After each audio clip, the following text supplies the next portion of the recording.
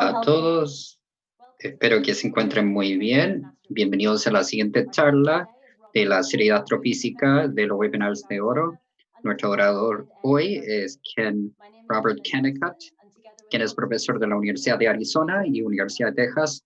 Mi nombre es Evelyn Johnson y en conjunto con Thomas Bucio hemos organizado el webinar de hoy para ustedes. Tenemos interpretación simultánea entregada por el señor Patricio González Gueván. En sus dispositivos pueden escuchar la interpretación al español de la conferencia al pinchar el botón de interpretación que se encuentra en la parte inferior derecha de la ventana de Zoom. Antes de continuar, queremos agradecerle el apoyo generoso del Centro de Astrofísica y Tecnologías Afines, conocido como CATA por su acrónimo en español. Muchas gracias por su retroalimentación y sugerencias. Si está viendo esta grabación en YouTube, por favor deje sus preguntas y comentarios abajo y por favor comparta estas charlas con sus amigos y colegas y denle like y suscriban. Si desean apoyar la serie de Golden Webinars, webinars de oro, por favor envíenos un correo electrónico. Si tiene alguna pregunta durante la charla, por favor escríbala en la ventana de preguntas y respuestas. También puede votar las preguntas y comentarlas. Vamos a seleccionar las mejores preguntas para la discusión después de la charla. Antes de comenzar, quiero presentar a todos en el panel. Por supuesto está Rob, Patricio, Evelyn, Felipe Barrientos, quien es el director del Instituto de Astrofísica, Paul Aigenthaler, investigador postdoctoral en el Instituto de Astrofísica, y también nuestros estudiantes posgrado, Francisca Pinoza, Sergio Best y Álvaro Valenzuela.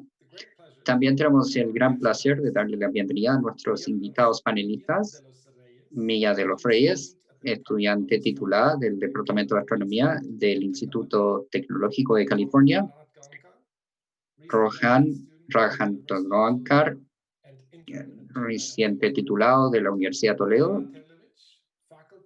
Observatorio Géminis, Elena Terlevich, Facultad Instituto Nacional de Astrofísica, Óptica y Electrónica, Puebla, México, y debido al cierre del Instituto de Astronomía y Universidad de Cambridge, Mónica Rubio, profesor del Departamento de Astronomía de la Universidad de Chile, Mario Abadi, astrónomo del Observatorio Astronómico de la Universidad Nacional de Córdoba, Argentina, y Hans Sinecker, astrónomo emérito y exdirector adjunto del Centro Científico Sofía de NASA Ames. Y también tenemos nuestro excelente equipo de gerentes de preguntas y respuestas, Ricardo Acevedo, Daniela Fernández y Carol Rojas.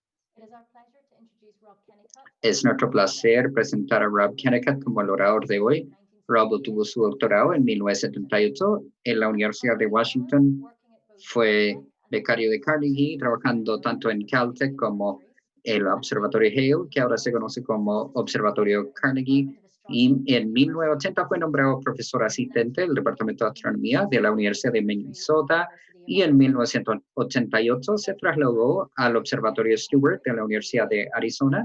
En 2005 se trasladó a Cambridge, donde fue nombrado profesor Plumian de Astronomía y Filosofía Experimental, y más tarde fue director del Instituto de Astronomía y jefe de la Escuela de Ciencias Físicas. Jubiló de la Universidad de Cambridge en 2017, volviéndose profesor emérito de la misma, y actualmente tiene nombramientos de profesor en visita al Observatorio Stewart, la Universidad de Arizona y también el Instituto Mitchell y Universidad A&M de Texas. Su área principal de investigación es el estudio de procesos evolutivos de galaxias cercanas, como la formación estelar, evolución química y calibración de escala de distancias extragalácticas. Quizás es más conocido por su trabajo en la ley homónima de Kennicott-Schmidt, que relaciona la densidad de gas con las tasas de formación de estrellas. También es conocido por su papel en la restricción del valor de la constante de Hubble, la unidad de medida que los astrónomos utilizan para describir la tasa de expansión del universo. También ha recibido muchos premios y distinciones, incluyendo el premio Gruber de Cosmología del 2009.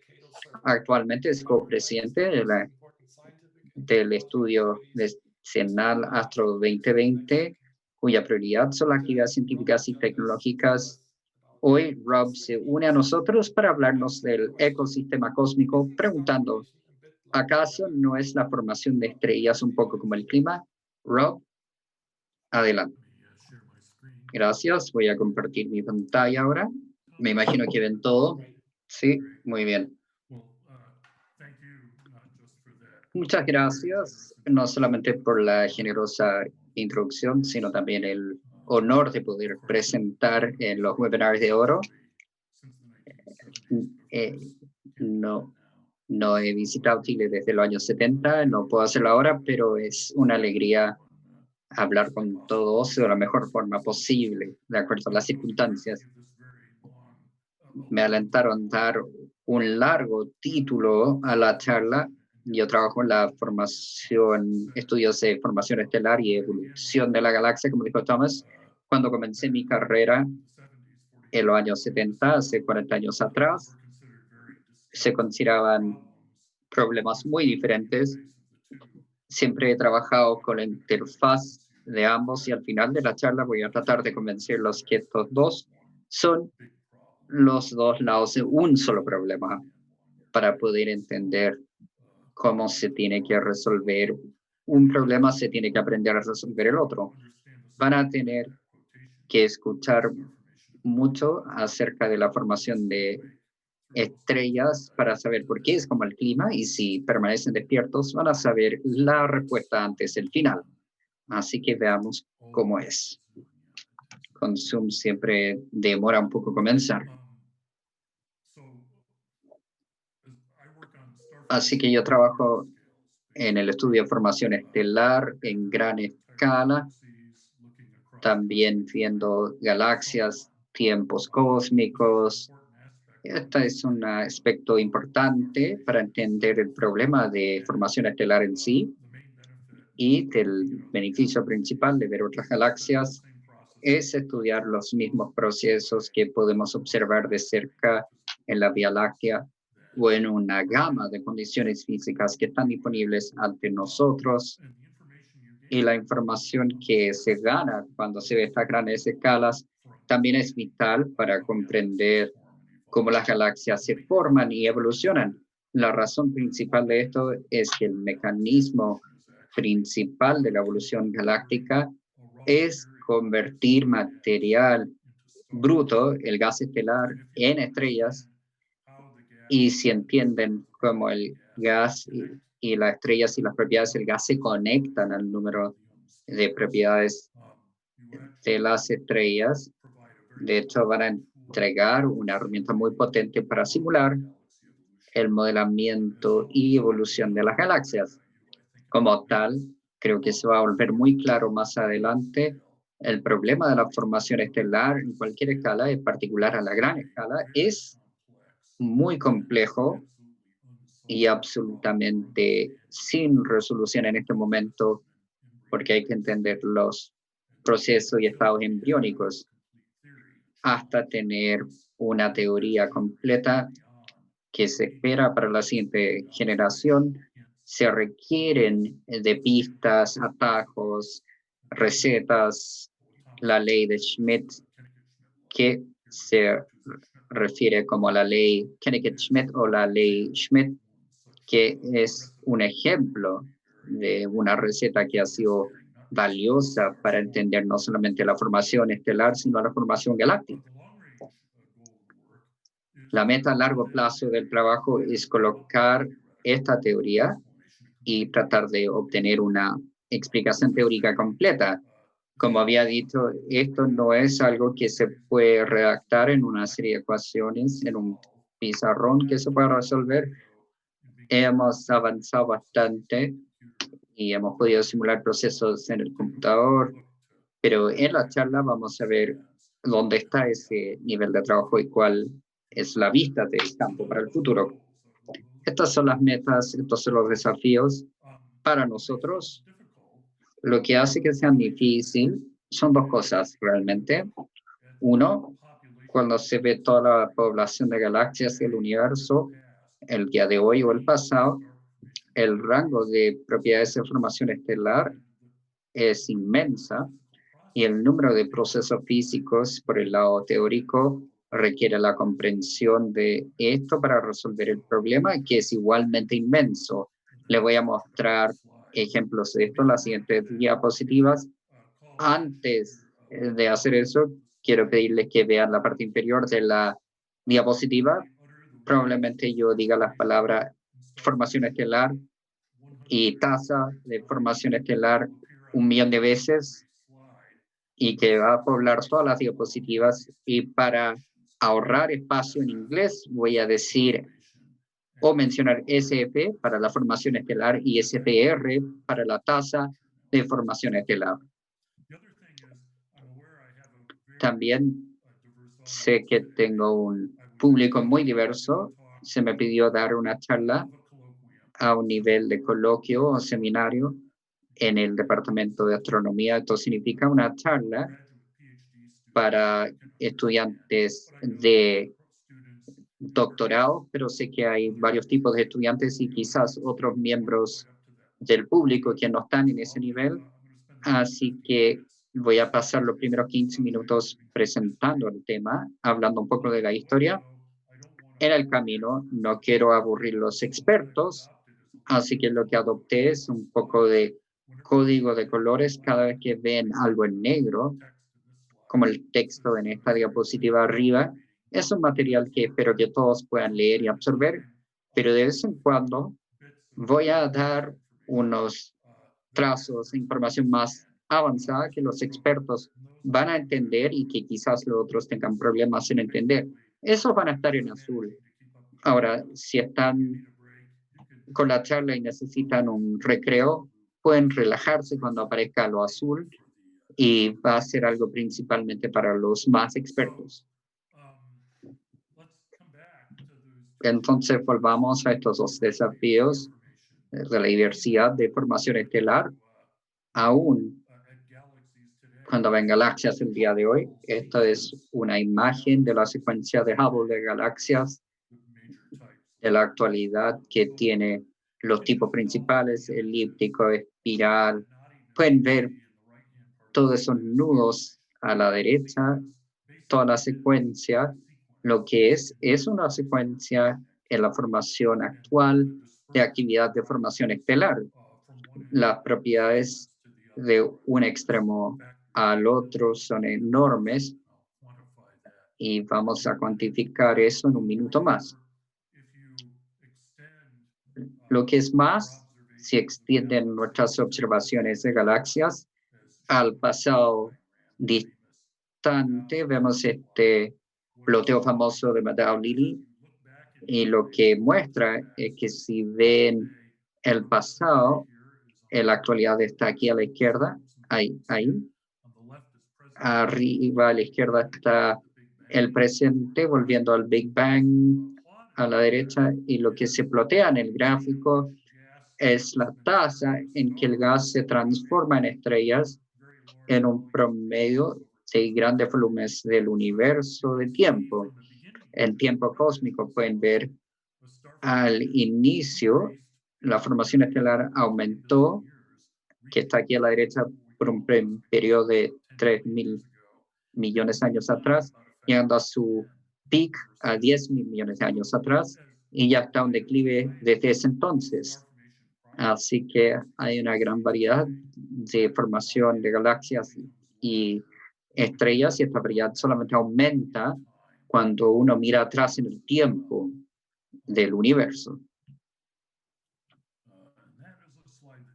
Esta es una diapositiva. Aquí vamos a colocar estas cifras. Este es un gráfico que muestra la actividad de formación estelar en una muestra de cientos de galaxias cercanas. Cada punto es una galaxia distinta, la Vía Láctea. No sé si lo ven, pero es este símbolo aquí donde está el cursor.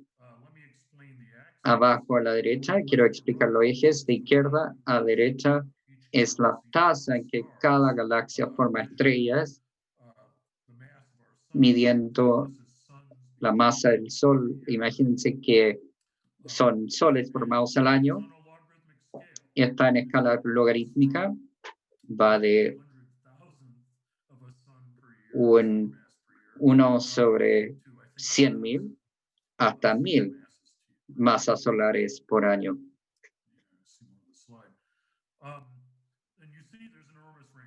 Y pueden ver que hay un gran factor, más de 100 millones.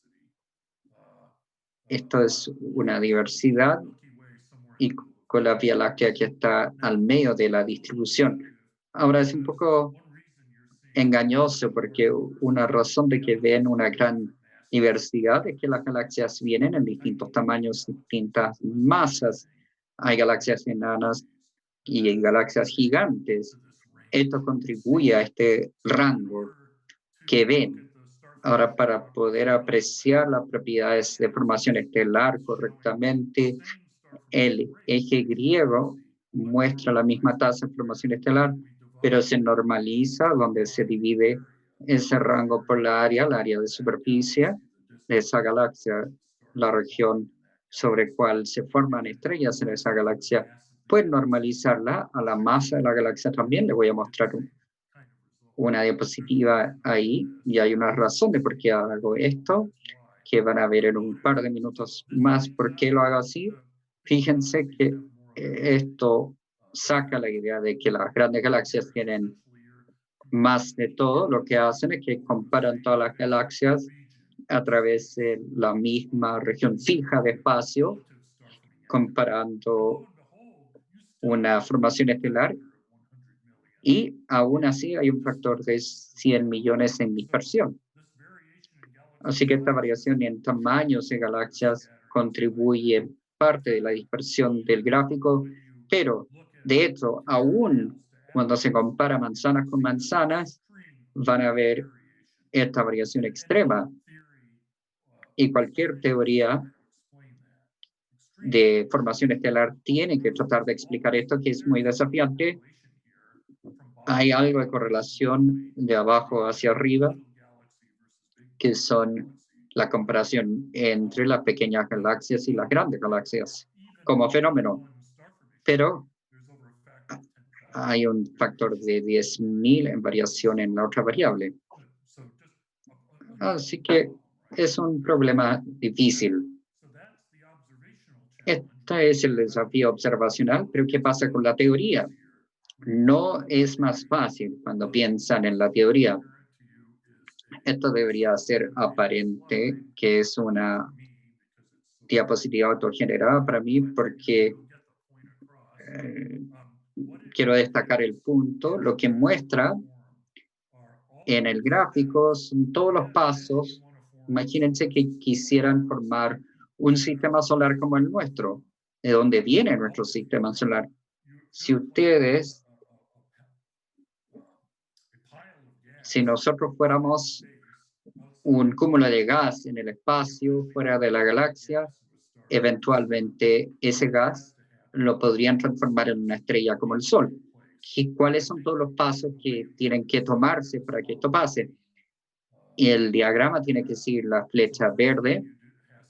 Lo primero que tiene que tener es el gas, que inicialmente es gas difuso en un espacio intergaláctico post-Big Bang, que tiene que acumularse hacia una galaxia que ya puede existir o acumularse para crear una nueva galaxia. Este es el primer paso. Una vez que sucede eso, están al inicio solamente porque el gas que acumula es un plasma, es muy candente, está en millones, después decenas de miles de grados y está en estado deionizado.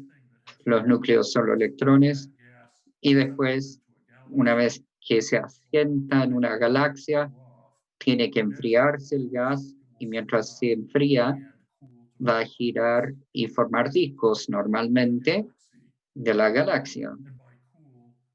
Al enfriarse, me refiero de millones o decenas de miles de grados hasta cientos o miles de grados. El siguiente paso es algo que involucra 3 pasos. En realidad, mis colegas les gusta debatir a través del tiempo de 3 cosas que se tienen que tomar. Tienen que transformar este gas difuso a una nube para que pueda formar estrellas. Y 3 cosas tienen que suceder al momento de terminar. El plasma tiene que enfriarse para formar átomos, principalmente hidrógeno y helio. Eventualmente estos átomos se tienen que condensar aún más para formar moléculas. Los llamamos nubes moleculares y en algún punto esas nubes se tienen que transformar en nubes vinculadas gravitacionalmente con una condensación para crear la forma protoestelar. Ahora, los pasos son debatidos infinitamente hasta el día de hoy. Mi vista es que depende de la orden de los procesos, depende de qué tipo de galaxia están, dónde están en la galaxia y qué momento de la historia cósmica es. De cualquier modo, estos procesos suceden y normalmente uno gatilla a los otros dos y al final del proceso forman una nube o nubes moleculares que son los ingredientes vitales para formar estrellas. Y aún así no es suficiente. Cuando se forma la nube molecular, las condensaciones se tienen que formar por dentro, lo que llamamos clamps o núcleos moleculares. La mayor de las nubes moleculares requieren de condensación para estar dentro de las nubes. Una vez que sucede eso, el resto del proceso parece ser determinístico, en que esos núcleos tienen que enfriarse aún más. Estamos hablando de temperaturas de varios grados hasta el 0 absoluto. Se condensan y después se calientan y después del proceso Las estrellas y sistemas planetarios se forman de estos. Así que ¿cuánto? 1, 2, 3, 4, 5, 6, 7, 8 pasos, al menos 8 pasos antes de sacar un sistema solar como el nuestro, y dejé fuera muchos de los detalles.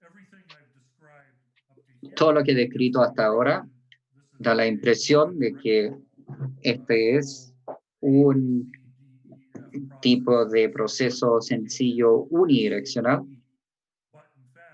pero de hecho lo que hemos aprendido a través de la última década o dos es que el proceso no para aún ahí. Una vez que se forman las estrellas, tienen un efecto sobre su área, especialmente estrellas muy masivas, las estrellas mucho más masivas que nuestro Sol. Al pasar por su vida, las estrellas inyectan energía en su ambiente, los muy masivos explotan en una supernova, los de baja masa tienen flujos que inyectan energía a las nubes. El resultado neto es que en un cúmulo grande de estrellas es posible que estas estrellas tiran energía a su nube de lo que sacaron de la nube. De hecho, pueden hacer explotar la nube. Esto se llama como retroalimentación. Y en casos extremos vamos a mencionar que se puede explotar toda la galaxia y nube, lo que se llama un superviento. Esto toma movimiento, los elementos se tira de vuelta en cada parte de este proceso. Parte de esto entra de nuevo a la nube molecular, disrupta la nube y así que se fragmente. Parte entra al medio estelar, parte de ella puede irse de la galaxia completamente y reiniciar todo este proceso desde un inicio. Lo que tenemos es lo que se conoce como más que un proceso único, un ciclo barión en este ecosistema. Vamos a volver a esta idea más adelante. Muy bien. Casi me queda la mitad del tiempo, así que vamos a ir más rápido. Con toda esa complejidad, si es que son estudiantes de pregrado tratando de decidir si quieren hacer un doctorado en esto para su tesis, estarían con pleno derecho de arrancar de esto, porque es muy, muy complicado. Aún me maravilla que si toman este gráfico que le he mostrado y vamos a tomar el mismo subconjunto exacto de galaxias y vamos a reemplazar la X y dejamos la Y tal como está, pero reemplazamos el eje X con la densidad superficial del gas. Esta es la concentración vertical, la formación y concentración estelar en vez de gas. En el X, esta dispersión de un factor de 100 millones se reduce a una dispersión de un factor de 3 o 4.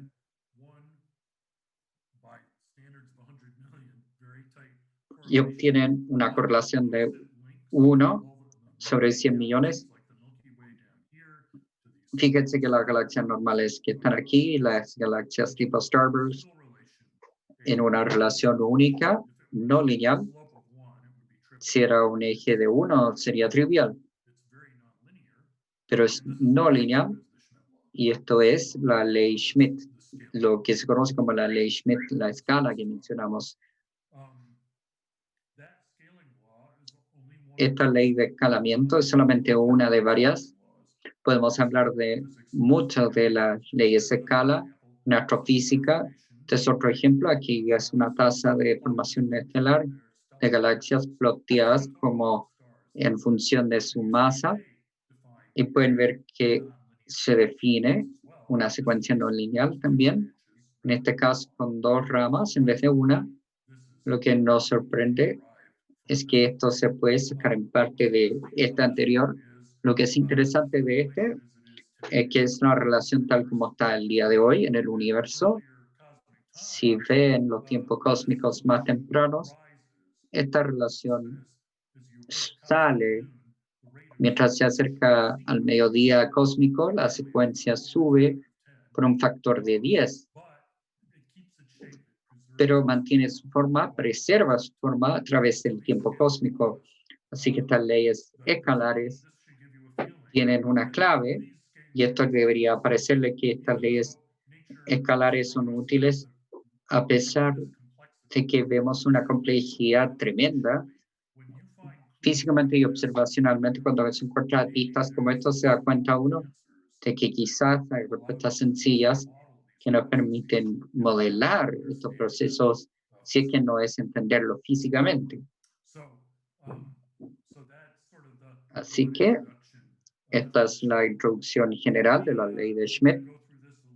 Voy a hablar de esto más rápidamente y saltar un par de diapositivas, pero para el público en general quiero darle un poco de introducción a este concepto. Esta relación que les mostré recientemente fue descubierta en 1988, le voy a mostrar eso en un minuto, pero fue pronosticado 40 años atrás por Martin Schmidt. Muchos de ustedes conocen a Martin Schmidt como descubridor de los quasares. Aquí es la foto de la entrevista. Ahora, él postula que la tasa determinante por volumen es la concentración de gas. Fundamentalmente funciona en 3 dimensiones. No se puede observar la mayoría de las galaxias en solo 3 dimensiones. Tenemos que medirla en la proyección, en la dimensión que podemos medir. Ahora, dado toda la complejidad, puede darle algunas pistas. Y para los aficionados, les voy a dar 3 ejemplos de cómo distintos mecanismos que apalancan la formación de estrellas con esta ley es lo siguiente. Si vemos la tasa de colisiones estelares, este coeficiente sería 2 o cuadrático. Si la formación estelar es llevada a cabo por alguna eficiencia universal, una fracción quizás 5 a 10% de nubes moleculares se transforman en nubes. Ahora esto depende de la relación lineal y si tienen una inestabilidad gravitacional, cosas como la inestabilidad de Jean, caída de tiempo libre dominando la formación estelar, es un caso mediano que es igual a 1.5. Para los primeros 30 años, después de que Schmidt presentó la ley, había más de 70 estudios que trataron de calibrarlo. Aquí está el resumen de las curvas que se derivaron, cubren toda la gama de posibilidades, incluyendo valores negativos, que incluye menos gas, más gas, menos estrellas. Y cuando ven este nivel de dispersión, la conclusión que saca es que no sabemos nada, o los datos, o hay algo que falla con los datos, o el experimento. Estos se basaron en mediciones incompletas, ya sea de la formación de gas, de la formación estelar o ambos. Al principio de nuestra imagen moderna surgió de los 80 a 90 cuando el desarrollo de la línea molecular fue desarrollado para mapear las galaxias. Ambos funcionan en un gran conjunto de telescopios. ALMA, Nuevo México tiene un nuevo ejemplo y más recientemente en el desierto de Atacama. Esto nos permite mapear el gas molecular, para que podamos tener un cálculo del gas frío. El trabajo que hice en este periodo era calibrar la caja de herramientas para medir las tasas para galaxias y cómo estas para medir las estrellas. Otro avance clave que voy a mencionar en un minuto era el desarrollo de espacio en los satélites infrarrojos que descubrió un nuevo régimen de formación estelar, lo que se conoce como galaxia starburst circunnuclear infraluminoso, lo que es 1000 veces más rápido que la Vía Láctea. Son sistemas dinámicos, no son galaxias estables, son generalmente el producto de fusiones, colisiones de galaxias que gatillan un gran destello de formación estelar, y el gas es tan denso que es casi invisible, solamente se puede detectar la formación estelar al verlo en infrarrojo. En cualquier caso, esto nos permite de pronto empezar a ver evidencia de la forma moderna de la ley de Schmidt. La primera fue una serie de estudios en los años 80 y 90, donde hubo muestras muy limitadas de galaxias que se mapearon en ambos el gas molecular, que aquí CO es un aproximado de hidrógeno molecular, aquí está el hidrógeno atómico, y se pudo plotear en este caso, en donde el exterior de la galaxia viendo al centro, cómo se cambió la tasa de formación estelar al aumentar la densidad del gas, y lo que encontramos fueron 2 de los 3 regímenes principales de formación estelar que voy a mencionar, y los 5 principales de la galaxia aquí, M83 acá,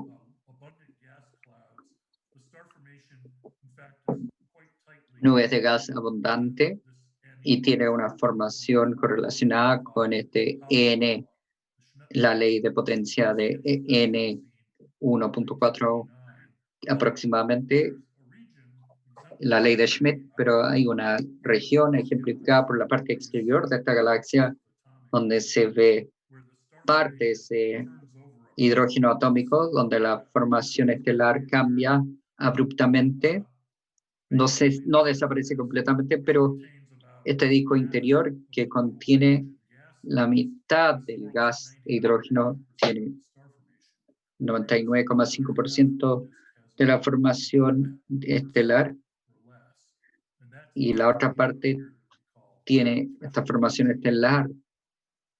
Esto se conoce como el régimen umbral. Ahora, en cuanto se publicaron papers como estos, los teóricos y observadores comenzaron a tratar de interpretarlos.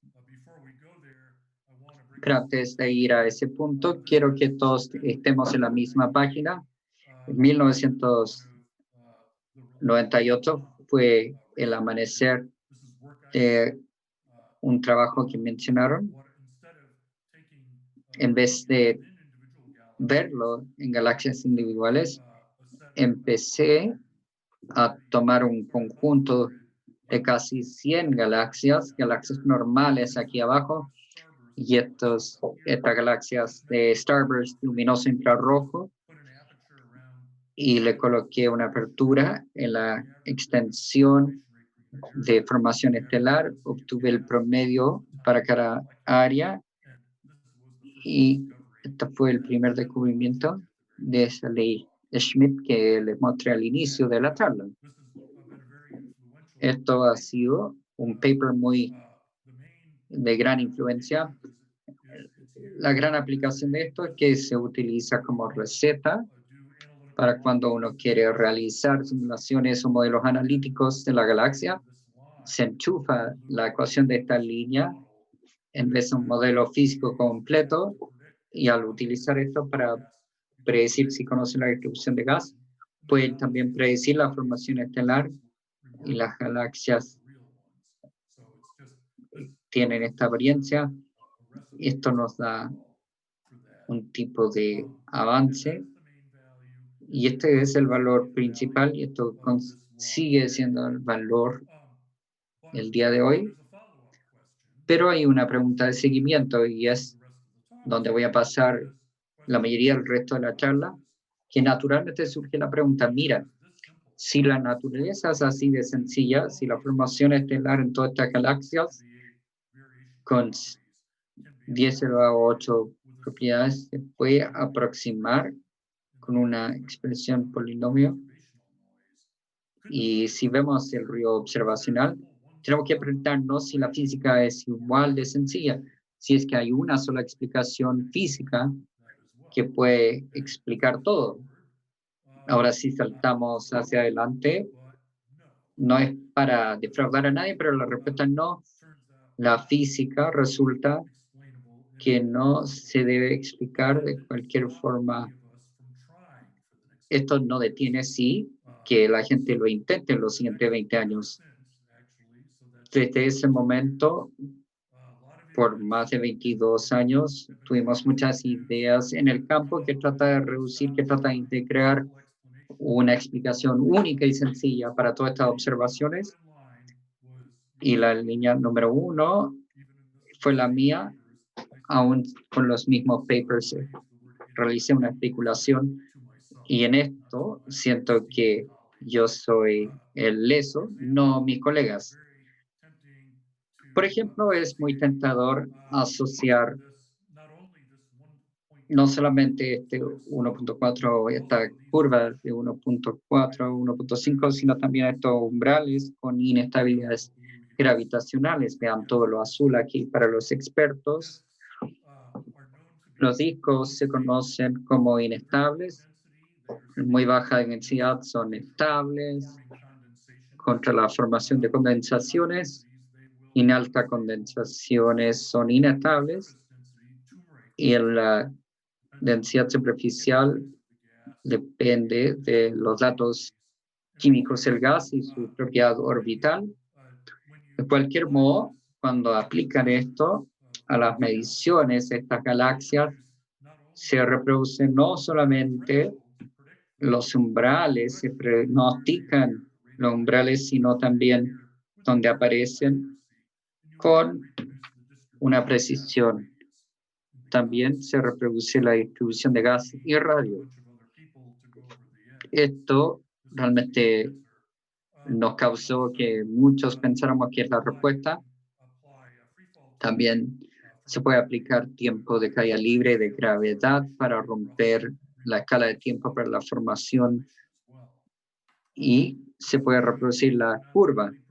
Ahora, para mostrarles que no soy el único de ser leso, este modelo Tumray fue publicado en 1989, donde muchos en el público, incluyendo mi coautor, Mía de los Reyes, no había nacido. Otros de la generación de Mía en los últimos años han redescubierto esto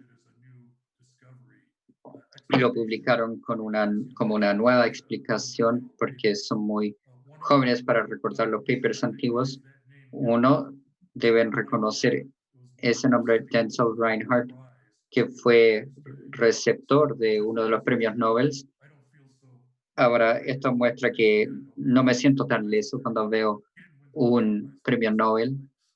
Que referenciar esto, no ganó el premio Nobel por esto, pero sí hizo referencia a esto. Esto es solamente uno que pasó después en este tema. Los siguientes pasos son utilizar estas geniales observaciones y en vez de ver un promedio de toda la galaxia, veamos y dividir las galaxias en varios píxeles individuales y veamos las relaciones entre tasa de formación de estrella y gas dentro de las galaxias individuales y esto funciona. Aquí vemos imágenes de las personas responsables del trabajo. No estoy involucrado con la mayoría de este trabajo. Cuando ven con esa base van a ver relaciones muy similares a lo que vieron anteriormente.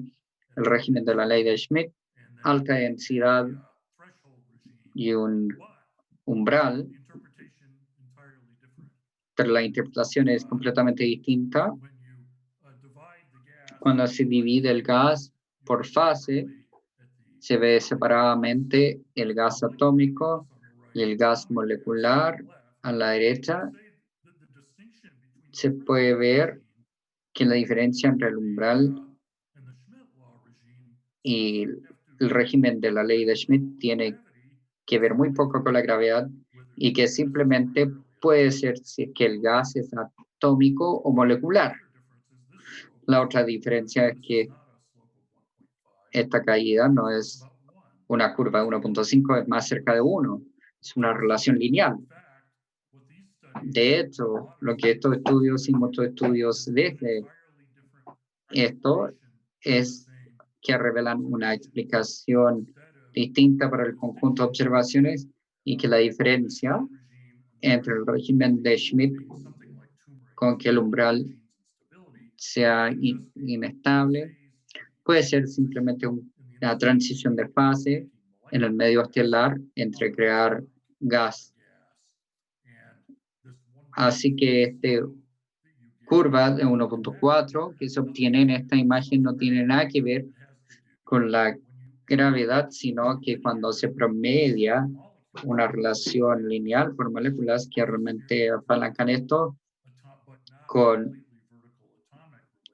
esta relación atómica casi vertical, se juntan los promedios y se une a un promedio de 1.4. Y había dicho esto, no lo voy a leer más, pero si quieren reducir este problema a una explicación sencilla, tenemos dos escenarios completamente distintos, de arriba hacia abajo, de gravedad, operando en grandes escalas, apalancando todos estos procesos, llegando a la formación de nubes moleculares, o puede ser inversamente lo que determina la tasa de formación estelar. No está fijado hasta que se forman estas nubes moleculares, los núcleos de nebulosas que forman un porcentaje de moléculas que se transforma en estrellas, y todo lo que está en gran escala es al revés de esta física. Y dada la observación que le mostré, algunos dicen que una es mejor que la otra, pero no se pueden fijar realmente. Ahora, del presente al futuro es aún más complicado.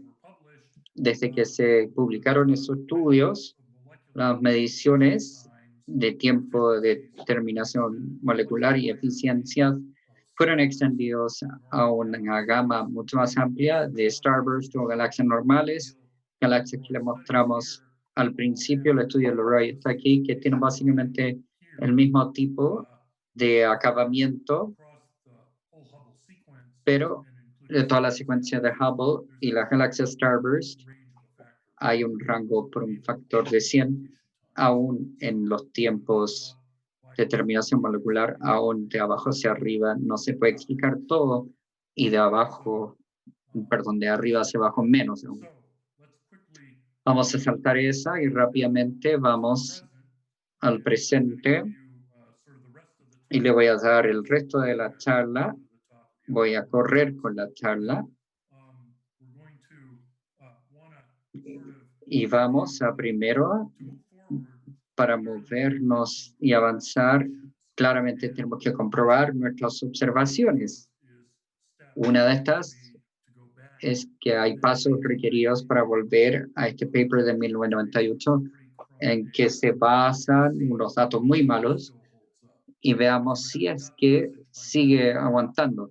Si es que ya no lo entendieron, mi argumento es que este paper ha sido muy sobreinterpretado, y antes de sobreinterpretarlo más, veamos que los resultados se entiendan mejor y que sean mejores. Este trabajo, un paper se publicó y el otro paper se va a reentregar desde los archivos en un par de semanas. Mis coautores fue presentado al panel, así que la idea es rehacer el análisis con muestras más diversas y mucha más precisión. Estas tasas no eran mejor que un factor de 2 y las nuevas tasas están a 20% de forma conservadora, contabilizando la dispersión cósmica en la relación. Para mostrarle qué tanto mejoró 20 años después, esta es la ley de Schmidt en 1998 para galaxias como la Vía Láctea. Es esta parte del diagrama. Esto es impresionante. La gente escribe papers de esto se ve como un ploteo de dispersión, que el factor de correlación es menos de mitad. Cuando obtiene mejores y más datos, se reemplaza con esto, que realmente es una ley de Schmidt muy acotada, pero la línea final es bastante igual y tenemos confianza que el resultado es aún mejor que antes. Eso confirma los resultados antiguos. Otros resultados contradicen el paper de 1998 cuando desglosamos las correlaciones y vemos el gas atómico y gas molecular. Nosotros producimos lo que McGill, Leroy y otros estudios de hace 10 años atrás encontraron, los estudios locales, donde la mayoría de las correlaciones es de gas molecular, no atómico. El 98 se sugirió lo opuesto.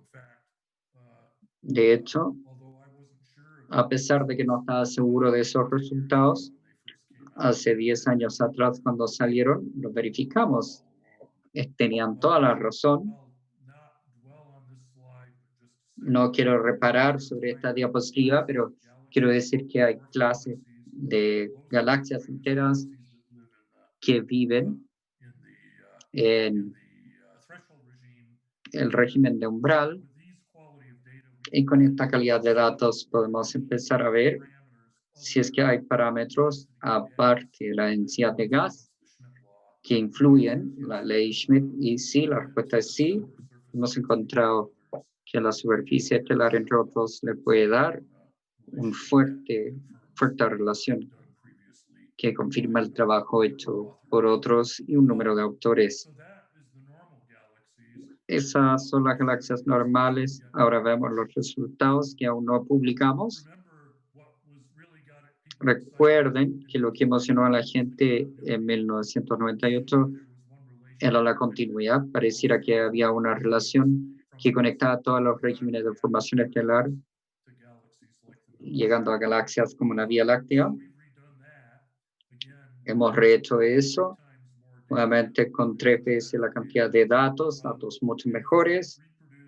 Y si reproduzco el ploteo de 1998 con nuevos datos, lo que van a ver es que de hecho se confirma los resultados en 1998. Se puede hacer calzar una ley de potencia Schmidt a todos los datos. Nuestra nueva es de punto O2 a 1.59. Probablemente hay una diferencia física en eso. Sin embargo, la complejidad yace por debajo. Ahora, si ven los puntos naranjos, no ven como que calzan tan bien como los otros. Hagamos algo que no podíamos hacer en 1998. Hagamos calzar las galaxias normales de Vía Láctea y las galaxias Starburst separadamente y veamos cómo calzan y cómo se ve. Y de pronto lo que se ve es que no calzan muy bien juntos. De hecho, lo que sucede es que se hacen calzar estos destellos estelares de forma distinta. La curva cambia de 1.4 a 1.0 esencialmente para que todo sea lineal, y lo cambiaron hacia arriba. La razón de que se ve bien es que es la combinación de 2 cambios, el cambio al punto 0 y el cambio de inclinación. Aquí vemos el efecto combinado de densidad de gas y vemos el gas molecular por sí solo. Y recuerden que de las galaxias cercanas se ve más fuertemente correlacionado con la formación estelar, y ahora hay una continuidad, un cambio que es más aparente. Algo que no puedo ver en detalle, pero que alguien puede preguntar en el preguntas y respuestas, es que este es el mejor escenario en la modalidad para convertir las mediciones de los flujos a una densidad molecular. Mónica Rubio sabe que se requiere un salto de fe en el factor de conversión. Aquí hago la suposición que la mayoría de la gente estaría en desacuerdo que estos estrellas estelares utilizan la misma conversión que se aplica a las nubes moleculares a la Vía Láctea, que se aplica a las galaxias normales. Aún así hay un cambio factor de 5 entre aquí y aquí. En vez de eso, si es que adopta un factor de conversión más bajo, que es apoyado por muchas mediciones espectroscópicas, el cambio se vuelve otro factor de 3 a 5 más grande, con un factor de 20. Esto se puede ver previamente por Tensor. Él realmente se mete en muchas cosas, no solamente trabajo premio Nobel. Aquí confirmamos lo que se ha visto anteriormente, pero lo que era dudado, lo principal es que sin importar lo que hagan, como traten esta conversión molecular de dióxido de carbono, aún obtienen una modalidad. Pueden tener otras fórmulas dependientes de densidad, donde se cambia la inclinación con la ley Schmidt. Esta última serie de diapositivas levanta una realidad difícil, y esto es que en este campo, a pesar de todos los esfuerzos de medir las líneas moleculares, y Mónica es líder mundial en esto, que muestra que este factor de conversión varía, y hasta que se entienda mejor cómo se aplica en estas galaxias, nuestra interpretación se determina de acuerdo a las suposiciones que hacemos sobre los elementos de hidrógenos. Lo que hice para este paper es tratar de soslayar el problema en vez de utilizar hidrógeno molecular como índice de gas. Como estos objetos son brillantes en infrarrojo, podemos hacer calzar sus distribuciones infrarrojo para medir las masas y densidad de... ustedes saben que aquí la proporción de polvo a gas es distinto en los starbursts y espirales normales, con un factor de 2. Así que se miden las proporciones de polvo con los datos obtenibles, ploteando lo mismo, y lo que ven es el mismo tipo de bimodalidad que se ve anteriormente. Este es el ploteo anterior para la Vía Láctea, XCO, y lo que se concluye es que esta bimodalidad no es real. Es como dijo Gansaldotti de GIO, habían postulado hace una década atrás que hay un tercer régimen, que la formación estelar es más eficiente aquí y procede de formas distintas. Voy a parar ahí. Así que, con su permiso, quiero repasar 5 minutos. No quiero que queden esperando, solamente quiero apuntar el camino con mi trabajo y preguntarles a ustedes dónde van a tomar los jóvenes el alero. Siempre nos queda que hay más trabajo para resolver las preguntas, pero el progreso que hemos hecho en los últimos años apunta en una dirección firme de cómo vamos a resolver este problema. Hagámoslo primero del punto de vista observacional. Una clave es que tenemos que entender cómo funcionan las nubes moleculares, y el mejor lugar para entender eso es ver dentro de nuestra propia Vía Láctea. Lo mismo, observatorios que han revolucionado nuestros estudios en formación de estrellas han hecho lo mismo con la Vía Láctea, y aquí hay dos versiones de la nube Torres molecular. Aquí están las nubes formadores de estrellas en la Vía Láctea, y a la izquierda hidrógeno molecular y a la derecha en polvo. Se rastrean entre sí y lo que se puede ver, aún las nubes moleculares que originalmente eran el sistema de nubes vinculadas gravitacionales son complejas entre sí. Tiene filamentos, acumulaciones, fractales, estructuras. 90% más del volumen no está formando estrellas, sino tiene estas acumulaciones, estas condensaciones densas, y cuando se mapean y ven dónde forman las estrellas hoy en día, pueden identificar esas secuencias exclusivamente funcionan para estas acumulaciones, como que hubiera un segundo umbral, y esto es el bloque de construcción importante. Hay un gran escalamiento lineal de formaciones estelares y masas. Lo importante es que si quieren entender cuál es la eficiencia de formación estelar, tienen que estudiar el medio en esta escala. Lo malo es que esto es abajo, de abajo hacia arriba. Quizás abajo se encuentre en los cúmulos, pero para distinguir estas acumulaciones, el resto de las nubes no son moléculas, estas son moléculas, estas son moléculas gravedad.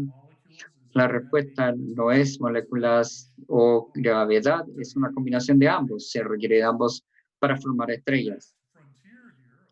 La siguiente frontera que está siendo estudiado un camino es entender las observaciones en una orden de magnitud que esta resolución de otras galaxias. Este es el programa THANS, el estudio de ALMA con ISO, el VLT y Hubble.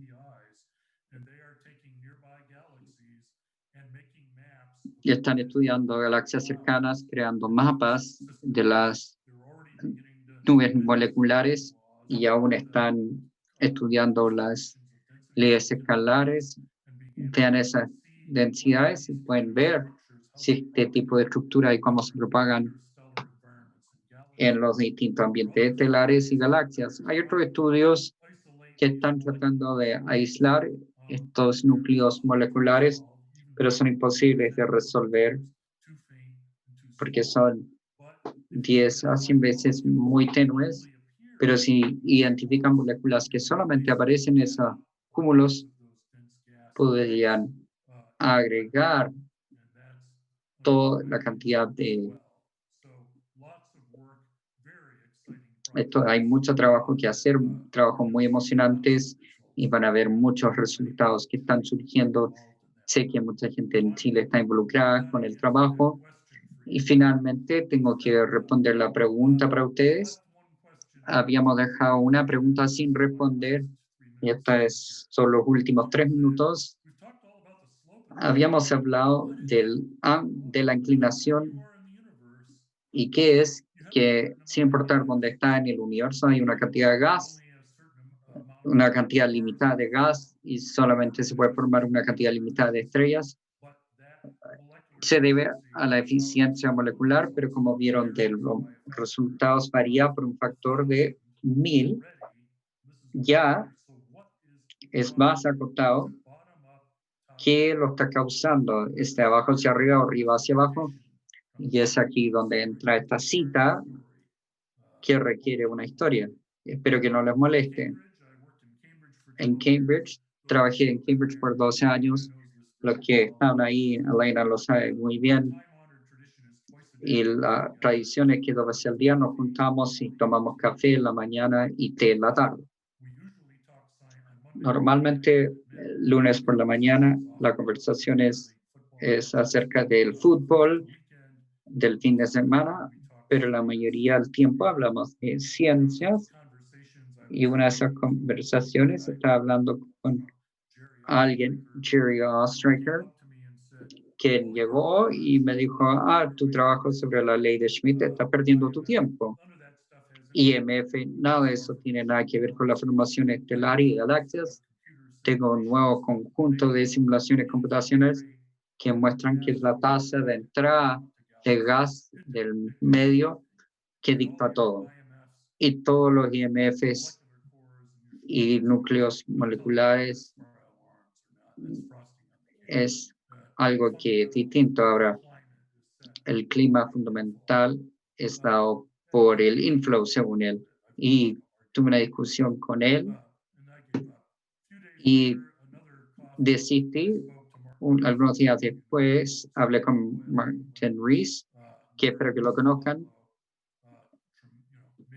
y es un individuo muy increíble, y le conté mi historia de Ostriker, que él decía que toda la formación estelar es dictada a nivel de escala cosmológica, y Mark respondió, él se rascó la cabeza y dijo, no es la formación estelar como el clima, y es lo primero que dijo.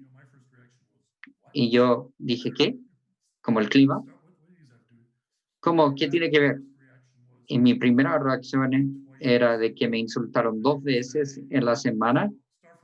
Pensé que le estaba diciendo, formación estelar es simplemente algo agregado, que no importa tanto si es que va a llover. Así que me molestó eso. Un par de días después nos reunimos a un café y yo le pregunté acerca de lo que él dijo del clima, y resultó que él se refería a algo muy distinto. Él se refería a que la formación estelar es como el clima de la siguiente forma. Piensen en el clima como una analogía. Nosotros vivimos en un ecosistema muy complejo, ¿verdad? Con todos estos factores. No voy a leerlos uno a uno, pero los astrónomos vemos la formación estelar de forma reduccionista. Queremos reducir todo a una respuesta. Pero imagínense este café en Cambridge acerca del clima.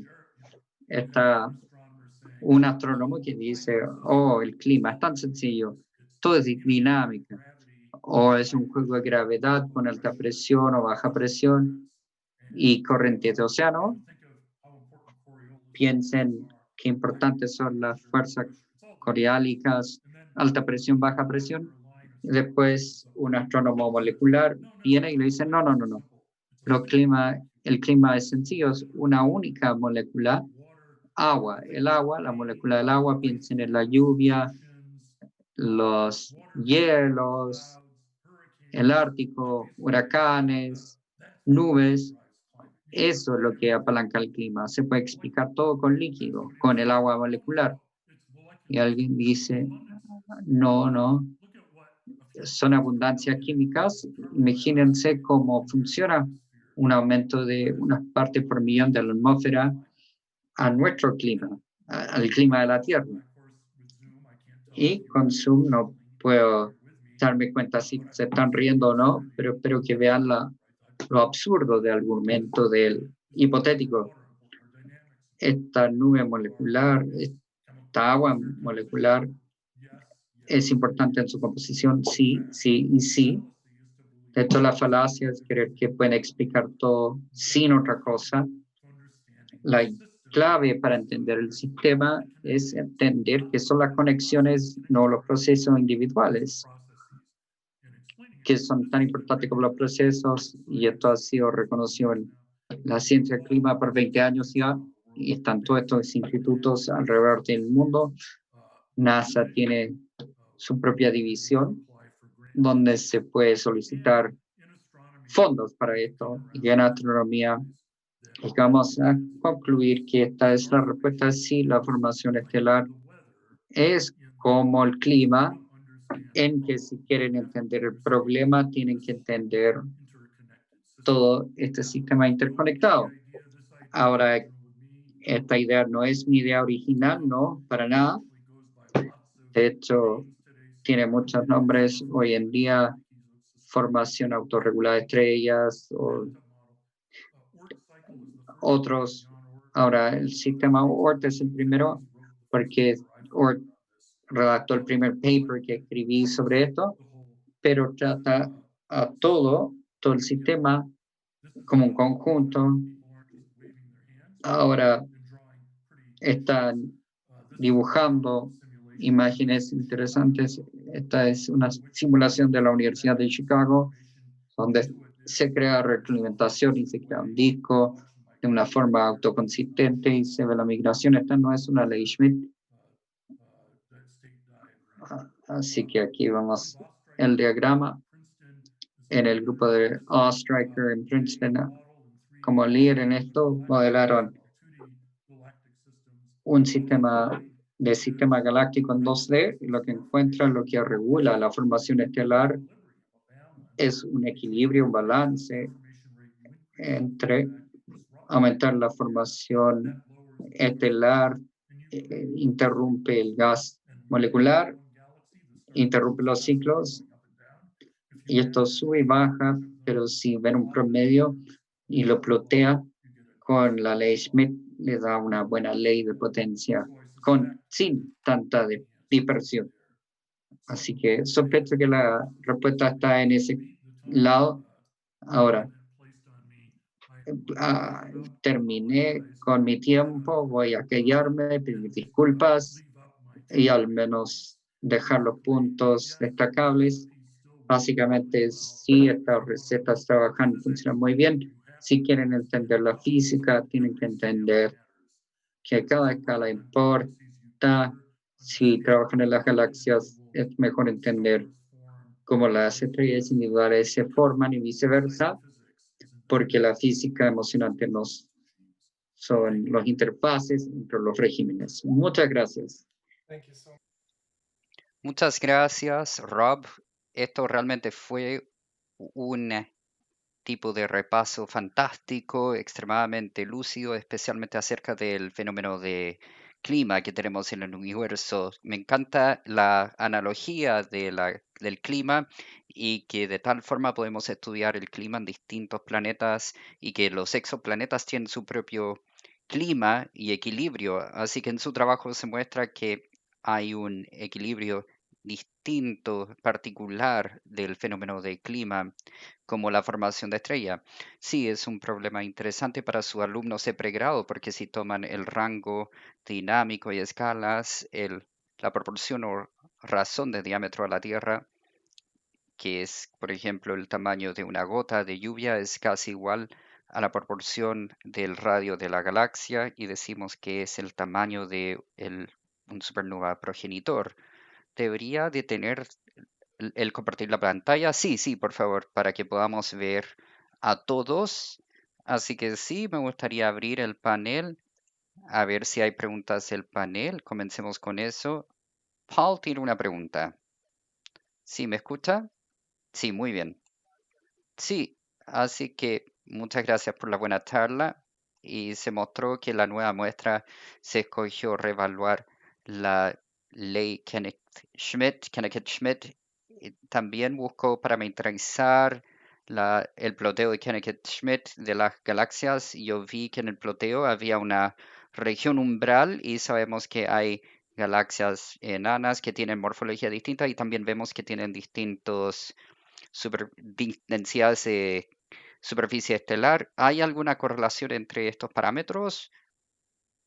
Sí, esto es tanto el trabajo de Mía y voy a comenzar a responder y le doy la palabra a ella para que ella pueda responder.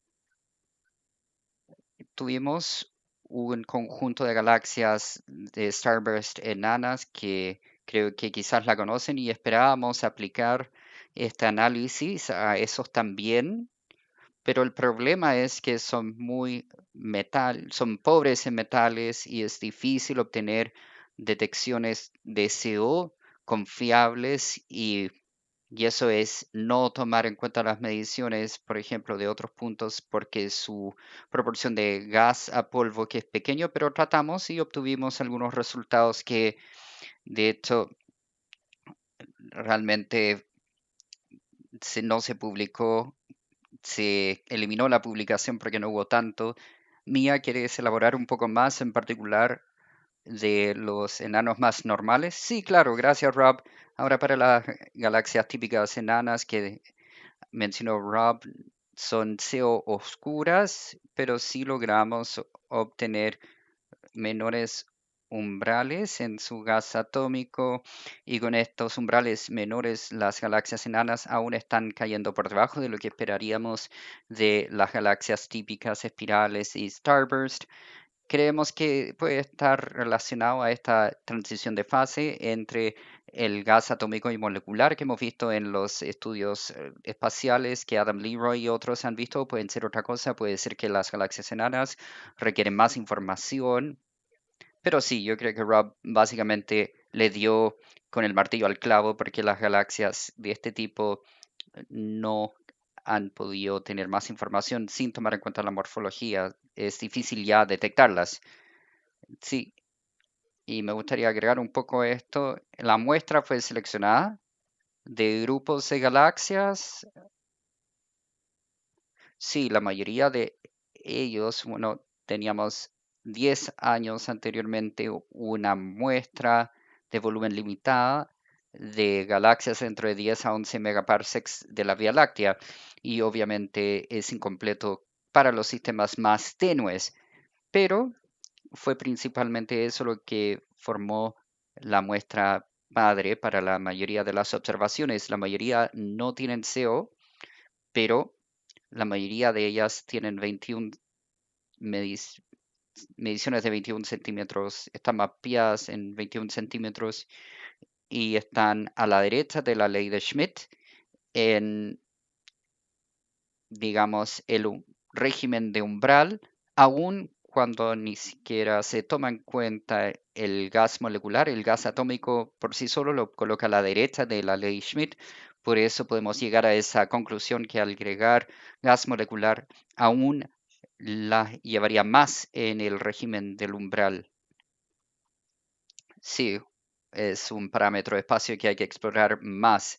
Vamos con Francisca ahora. Hola, gracias por la gran charla.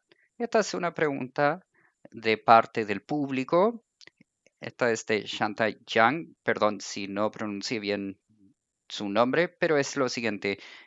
Aparte de los trazas como SEO que están utilizando, ¿cuál sería una forma prometedora de precisamente calibrar la masa molecular total del gas? Sí, con Mónica en el panel. Pareciera que es alguna pregunta para Mónica.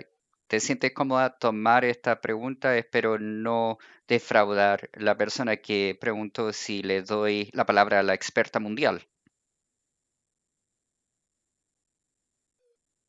Muy bien. Es una respuesta difícil, ¿verdad?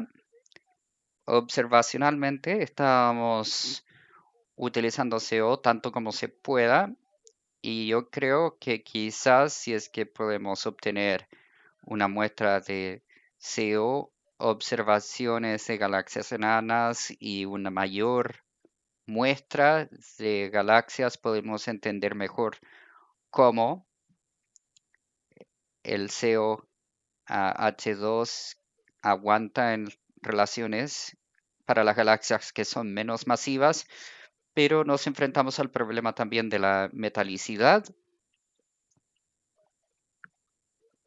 y pensamos que podía ser otro trazador alternativo como muestra el polvo, pero desafortunadamente el bajo nivel de metalicidad de las galaxias y la emisión continua del polvo se comporta anómalamente y tenemos un exceso de emisión en la onda submilimétrica que no entendemos aún. Así que sí, es muy complicado y como dijo, es como el clima, se mide una cosa y podemos explicar eso en un ambiente y medimos con otro trazador y se puede explicar eso en otro ambiente.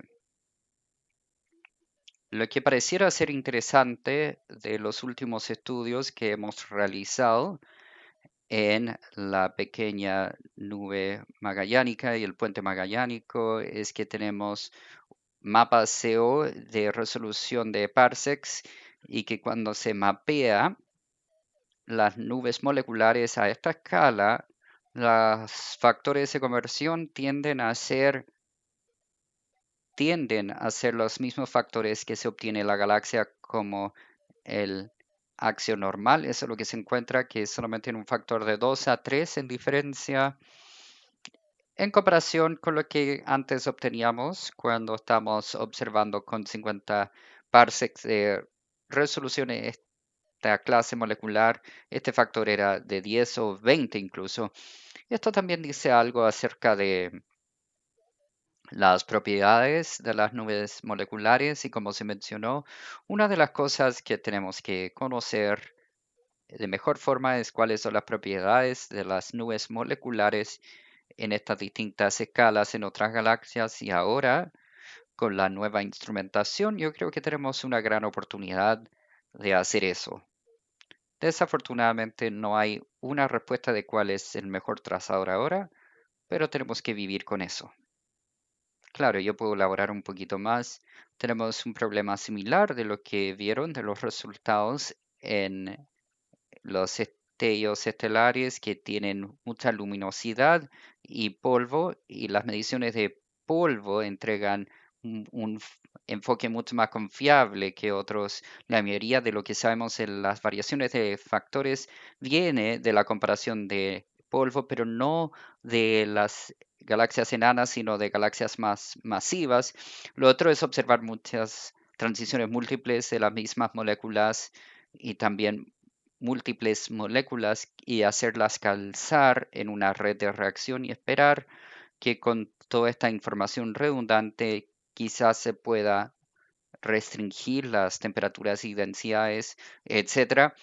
Pero los resultados que encontraron en este paper acerca de los starbursts siendo más consistentes con la Vía Láctea en su conversión ha sido visto por expertos, en particular del grupo Max Planck y Kensel y Tosini, utilizando otras técnicas. Así que está atrayendo bastante atención al tema. Estoy seguro que vamos a hacer mucho más en los años venideros. Genial. Ahora vamos a Iowa. Muchas gracias, Rob. Así que vamos a una pregunta de los postdoctorados y es de Brian Miller. Y él pregunta, ¿cómo están midiendo las tasas de formación estelar actuales y cuáles son los métodos más confiables actuales? Buena pregunta. Tenemos todo un conjunto de métodos que se adaptan. El método ideal se adapta de acuerdo al tipo de galaxia que están observando. El mayor problema tradicionalmente era corregir por polvo interestelar y las galaxias con mucho polvo. La visibilidad ultravioleta subestima la formación estelar y lo infrarrojo también subestima la formación estelar. Casi todos los métodos modernos o utilizan una combinación de dos ondas, en general lo que Mia hizo para las galaxias espirales, que fue ultravioleta en combinación con infrarrojo en sus ondas y bandas. En el caso de los starbursts polvorientos, son tan polvorientos que infrarrojo por sí solo da una respuesta que está bien para 3-4% porque nada más sale, pero lo que es tecnología punta es que si han observado una galaxia, hay un gran número de ondas ultravioleta al submilimétrico y pueden calzar todo el espectro a un tipo de modelo de de calentar el polvo y es un tipo de métrica. Por ejemplo, Antofagasta utiliza el código Sagal. Vamos a Felipe. Gracias, Bob, por la gran charla. Tengo una pregunta que de hecho, un comentario. Utilizamos esta pérdida de escala aún para el alto nivel de desplazamiento al rojo para todos los modelos que reproducen todas las observaciones de galaxias, aún en el universo cercano. ¿Puede comentar, por favor, sobre cuáles son los grandes puntos de resguardo que deberíamos tener en extender esto a un alto nivel de desplazamiento al rojo? Y gracias por la pregunta. Yo tengo ciertas opiniones. Claro, La mayoría es que la gente trata de estimar masa de gas de galaxias de desplazamiento al rojo sin datos, mide la formación, tasa de formación estelar y dan vuelta a mi relación. Y esto es muy peligroso, por supuesto. Yo creo que si, pienso que si están viendo los conjuntos estadísticos de galaxias, si están viendo grandes muestras y están viendo la galaxia. Los starbursts luminosos infrarrojos, lo mencionamos en esta charla, y son objetos muy poco frecuentes, muy compactos. En regiones se están formando núcleos en conjuntos o cúmulos de galaxias y están presentes en el desplazamiento al rojo, en las galaxias, pero la mayoría de las galaxias de escala de desplazamiento al rojo están escaladas hacia arriba, donde las formaciones estelares se extienden a través de kiloparsecs, y pienso que en tanto como se puede ver en la relación local, se preserva, pero esto se mostró por primera vez por François Boucher y el grupo de Denzel el año 2008. Y aún a pesar de que la formación estelar es mayor y mayor en su tasa, es porque las densidades de gases son mayores y mayores y están subiendo por la misma relación y proporción. Lo que hay que ver es que si obtienes una población de galaxias de alto desplazamiento al rojo, son análogas a ARP 220 y son sistemas extremadamente compactos, y entonces tendrían que cambiar a otro modo. Pueden aún ver esto 1.5 interpolación funciona bastante bien. Así que yo creo que estadísticamente es lo mejor que tenemos y es confiable, pero si realmente quieren precisión, yo buscaría una confirmación independiente, y si por alguna razón al utilizar la ley le da algún tipo de resultado físico y lo aplican al modelo y le da una respuesta inconsistente, deberían incluir en su lista de posibles resoluciones de problemas que quizás esa ley está, no está averiada de alguna forma o no funciona de cierta forma. Eso es lo que puedo considerar mía. ¿Tienes algo que agregar a eso? Y tengo una pregunta más, que si pueden obtener una cantidad de tiempo en cualquier instalación, ¿qué haría con ese tipo de trabajo y tiempo? Eso es fácil. Ya se ha hecho. Yo haría el proyecto FANGS, Ava Schimmer, Adam Leroy, Eric Rosalovsky. El hecho de que están utilizando la muestra madre eh, del proyecto Kingfishy Things que yo lideré en comenzar estas observaciones, están utilizando las mismas muestras, pero utilizando la resolución increíble de VLT y OMA para realmente hacer esto nube por nube. Creo, yo no trabajo tanto en este campo, estoy semi jubilado, pero duermo bien sabiendo que hay personas brillantes que están haciendo lo mismo que de que yo lo haría si es que tuviera acceso a eso. Lo único que pido es que si extienden la pregunta en algún día con un telescopio infrarrojo de 10 metros, si es que pueden conseguir mapas infrarrojos de la segunda resolución oscura, sería genial. Gracias. Mario, ¿tienes pregunta? Muchas gracias por la gran presentación. Tengo una pregunta de Rodrigo Freitas preguntando del rol del medio ambiente sobre la ley Kennicat-Schmidt. ¿Puede comentar, por favor? Sí, claro.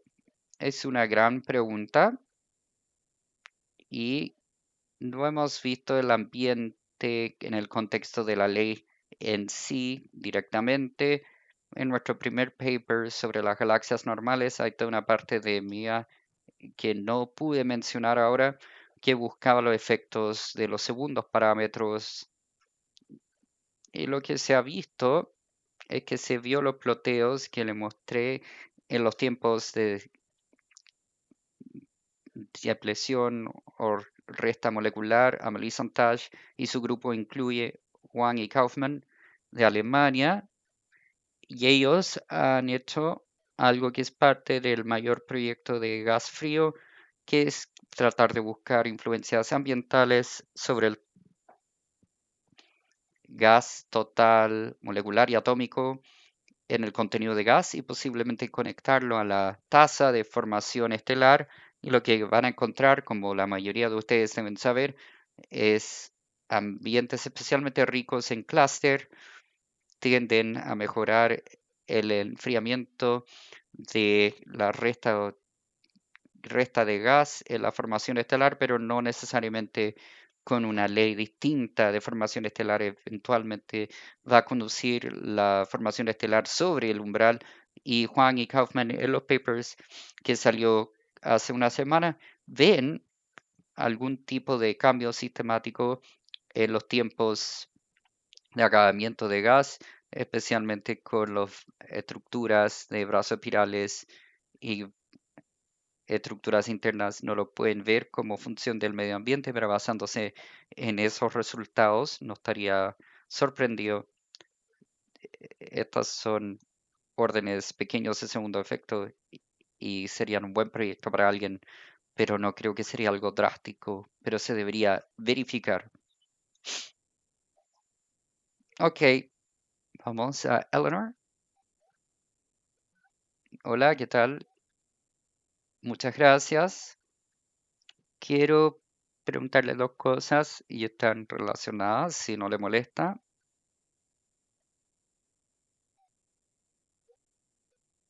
Cuando compara, me refiero, una de las preguntas es, ¿qué tan fácil es definir cantidades? ¿Me escucha? ¿Puede hablar un poquito más fuerte, por favor? Tengo bastante distorsión aquí. ¿Qué tan fácil es definir la tasa de formación estelar o, de acuerdo a una superficie muy particular, en galaxias de estallido estelar? Y la segunda pregunta es, cuando comparan la ley para los starbursts y discos espirales, nuevamente, en los estallidos estelares, los procesos ocurren en estallidos y en distintos lugares, así que no es tan uniforme como sería en lo regular. ¿Cómo lidiar con eso? Sí, muchas gracias, Elena, por ambas preguntas. Voy a tomar la segunda pregunta primero. Sí, porque me permite hacer un par de clarificaciones importantes antes. Cuando medimos la tasa de formación estelar por unidad en área, la área que se utiliza es la área que contiene la formación estelar. Es el centro compacto, eso es lo que le da la mayor densidad de superficie. De hecho, en ese estudio, algunos de los núcleos de destellos estelares son galaxias tipo barra y la galaxia en la muestra de comparación estamos midiendo ambos. De hecho, algo que quería destacar que no se preguntó, pero creo que se debió haber enfatizado en la charla, es que realmente no estamos seguros si es que lo que vemos en los datos es bimodalidad. Vemos que el inicio y límite del destello estelar son parte de una curva del círculo y no sabemos, puede existir un continuo entre medio. Seleccionamos las galaxias de Starburst y la definición de este tipo de galaxia es una que tiene un corto agotamiento y tiene alta formación estelar en relación a su gas, tiene que ser distinto. Quizás estaban más altos en la ley de potencia. Así que lo que necesitamos es un paper, un tercer paper que estamos planificando para ver si es que hay una población entre las galaxias entre medio. Y eso sería relevante a su pregunta y lo que nos permitiría responder su segunda pregunta. Así que hay que mantenerlo en mente. Estaba en las diapositivas, pero cerca del final. Su primera pregunta era ¿qué tan bien podemos medir las tasas de formación estelar en galaxias irregulares. ¿Cómo se define? Definirla, esta es otra pregunta excelente, especialmente las galaxias enanas o estamos en una pequeña área. Nosotros medimos formación estelar dentro de la Vía Láctea. Y si toman la Vía Láctea como ejemplo, a través de la Vía Láctea hay miles de estrellas en el proceso de formación en un lugar u otro. Y cuando se mide la tasa de formación estelar en toda la Vía Láctea, están promediando todas las masas de estrellas en todas las etapas. Algunas de estas regiones están en su etapa temprana, otras en etapa tardía, y aquí confían o dependen del teorema del límite central y con estas galaxias están observando una distribución aleatoria de edades. Esa formación estelar como tasa es un promedio termodinámico, de cierta forma. Así que cuando ven las escalas más pequeñas, como pregunta Elena, en pequeñas galaxias, entonces estas aproximaciones se desglosan y se pueden tener pequeñas regiones que son dominadas por una estrella única y su luz y el resto de las fórmulas invierten la luz a la tasa de formación estelar y se desglosan en varios papers. Así que una de las razones que ven las galaxias enanas en el estudio mía y mi persona es con esta gran dispersión es que las barras de Hera en formación estelares son muy grandes. De acuerdo a este efecto físico, sí, lo único que pueden hacer es caracterizar el promedio estadístico. Y la otra forma de hacerlo, por supuesto, para pequeñas galaxias es que no se utiliza los trazadores y formación estelar sensibles a las estrellas como H alfa ultravioleta. Mide los objetos estelares jóvenes individualmente, como lo hacemos en la Vía Láctea, estrellas individuales, y después se soslaya algunos problemas. Pero sí, muy buenas preguntas. Gracias. Veo que Hans tiene una pregunta. Sí, ¿me escucha? Sí. Primero me gustaría decir que también estoy jubilado. Como sabes, las personas jubiladas a veces obtienen preguntas difíciles, preguntas para sabios. Así que tú siempre preguntas cosas difíciles, Hans. Bueno, tengo preguntas sencillas también, pero la pregunta política en este caso es como estás en parte de la revisión de Cadal, quizás no lo tienes que responder, pero me pregunto si es que la formación estelar y las capacidades de investigación como WFIRST, de satélites como WFIRST, se pueden continuar recomendando y van a jugar un rol en la siguiente década. Probablemente escuchaste que el speaker fue dado de bajo por ISA, que pudo medir bajos niveles de polvo. Me pregunto en qué dirección está pensando que puede estar el futuro de formas de investigación de formación estelar como un Super Herschel o algo parecido. Por supuesto que no puedo comentar sobre proyectos específicos. Como todo lo demás, nuestro estudio ha sido atrasado por COVID y estamos aún juzgando los resultados y espero anunciar los resultados en primavera nuestra en vez de enero, como fue planificado originalmente y no puedo filtrar o dar información adelantada, pero lo que puedo decir es que teníamos 6 paneles de ciencia para Astro 2020. Uno de ellos es formación estelar en el medio interestelar, presidido por Lee Hartman, y ellos redactaron algo, así que creo que pueden tener confianza de que el informe va a decir bastante del tema, pero no puedo hablar de los procesos de recomendación. Sí, es suficiente, muchas gracias. Como fue una respuesta corta, tengo otra pregunta científica y eso es ¿dónde el centro galáctico cae en la relación Kennigan-Schmidt como función de escala, digamos, de 1 kiloparsec, 100 parsec? Sí, esta es la supuesta CMC, la zona central molecular, ¿verdad? Sí, a gente como Steve Longmore y Dedrick Croisen y su persona, muchas personas han estudiado esta región y es bastante anómala. Es inusual en el sentido de que hay concentraciones muy densas de gas y debido a su ubicación en una región muy densa, no solamente del agujero negro, sino estos clústeres estelares grandes, las fuerzas de gravedad son muy altas y la disrupción tiene el potencial de disrumpir o interrumpir las nubes y las influencias tienen una, digamos, trazas.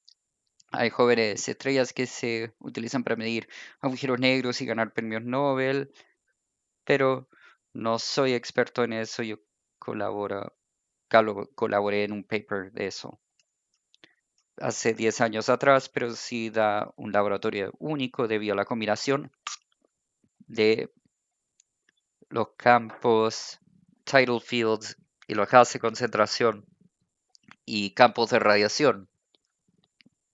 Creo que va a ser muy útil en entender los servers y creo que hay otras personas en el panel que pueden hablar con mayor experticia que yo acerca de esto. Muchas gracias. Genial, gracias. Muy bien, Evelyn tiene una pregunta. Mi pregunta es la pregunta si respuesta si fue cubierta por alguien más. Muy bien. Entonces voy a escoger otra pregunta de las preguntas y respuestas que es levemente relacionado a mi campo de Star Clusters y Starburst. ¿Hay alguna máxima tasa de formación estelar que se puede dar en una galaxia? Y me gustaría extender eso a dónde se puede maximizar la formación estelar en la historia del universo. Gran pregunta. ¿Cómo es? Está aquí relacionado, Thomas quizás puede elaborar en cualquier cosa que yo contesto, pero sí hay límites para las galaxias normales. Volvemos a este primer diagrama que les mostré de los rangos de 10 elevado a 8 en rangos, el límite es 10 a 20 masas solares al año y sucede que es aproximadamente la proporción de masa de gas dejado en las mayorías de las galaxias masivas hoy en día dividido por el tiempo Hubble por un par de miles de millones de años. Es decir, esencialmente la tasa lo que fija el límite es el suministro de gas.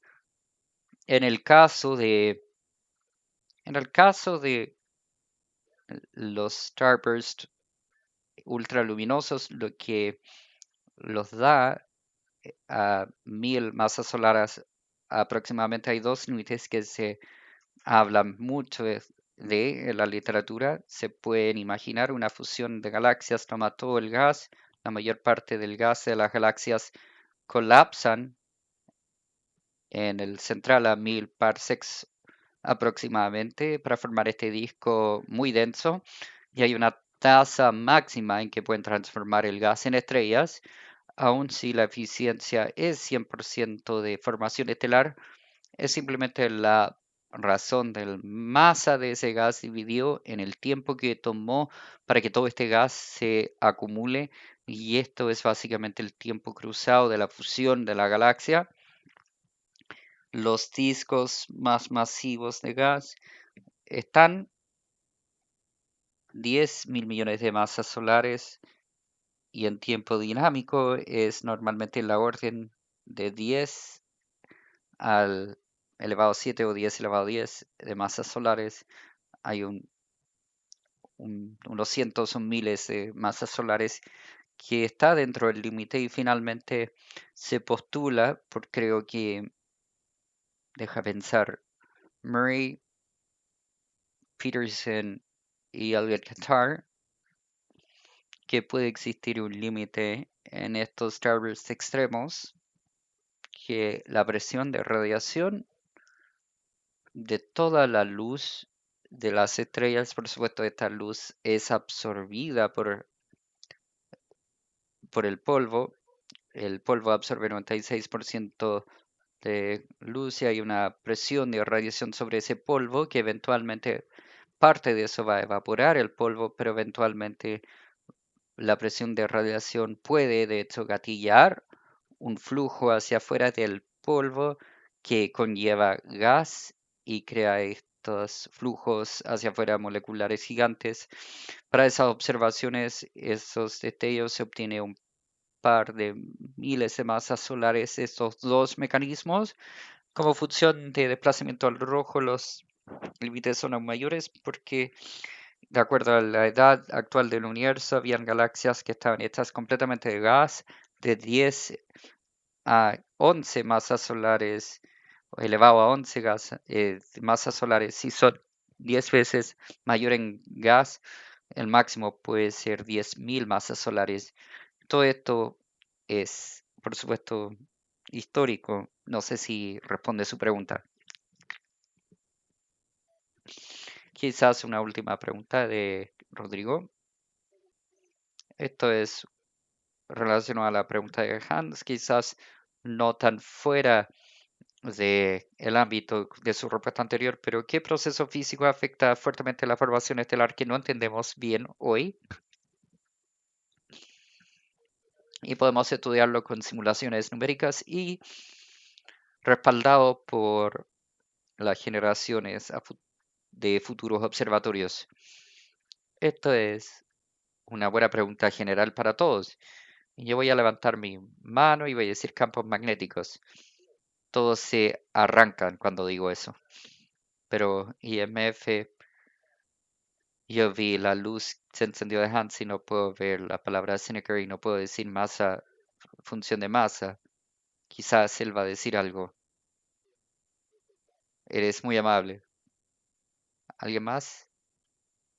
Ni siquiera intentamos los campos magnéticos, pero las personas que trabajan sobre esto en escala galáctica lo hacen. Yo creo que el campo magnético va a jugar un rol aún en el centro galáctico porque hay algo como una masa crítica magnética que atrasa ciertos puntos y cuando los campos magnéticos se comprimen, es como es posible en el centro galáctico, entonces esto puede ser relevante. Entonces las mediciones de campos magnéticos son importantes, pero probablemente vienen y quizás los observatorios pueden ayudar un poco aquí.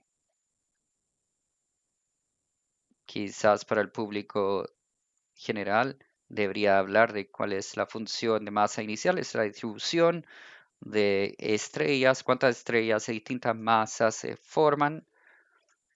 Cada vez que intentamos comprobar es distinto en distintas partes del universo.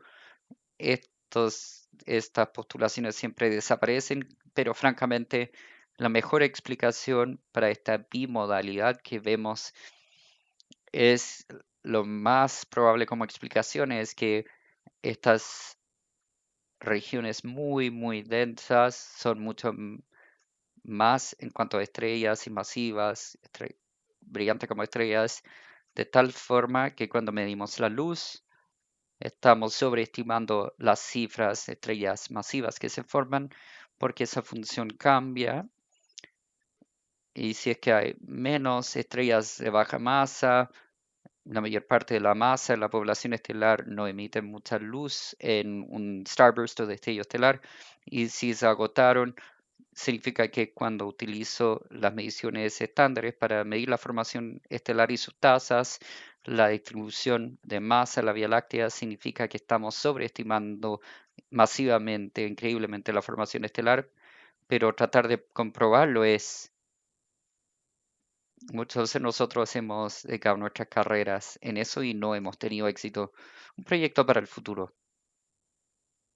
Gracias. Ok.